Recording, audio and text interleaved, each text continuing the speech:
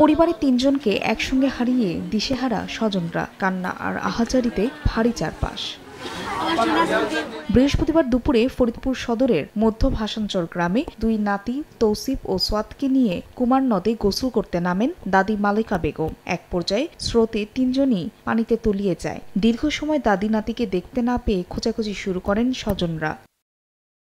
পরে বিকেলে মালেকা ও তৌসিফের লাশ নদের পানিতে ভেসে ওঠে। খবর পেয়ে পুলিশ ও ফায়ার সার্ভিস ঘটনাস্থলে গিয়ে লাশ উদ্ধার করে। আর শুক্রবার সকালে সোয়াদের মরদেহ পানিতে ভেসে উঠলে উদ্ধার করে স্থানীয়রা। আমি কইছি কলপিটু পরে জন্নায় গোসল করবে, কয় জন্নায় গোসল করবো, এই কথা আর কথা হয় না। সোয়াদ মির্জা যে সে হলো ভেসে যায়, আর হলো তৌসিফ মির্জা আমার দাদির হাত ধরেছিল, সে হলো সেই দুটা লাশ এমনি ভেসে উঠছিল, তখন এলাকাবাসীরা দেখছে। একসঙ্গে 3টা মৃত্যু এই পানিতে পড়ে গ্রামবাসী শোকাহত, আমাদের এলাকায় শোকের ছায়া নেমে এসেছে। নিহত সোয়াদ ভাসানচর সরকারি প্রাথমিক বিদ্যালয়ের ১ম শ্রেণী ও তৌসিফ একই বিদ্যালয়ের ২য় শ্রেণীর শিক্ষার্থী ছিল।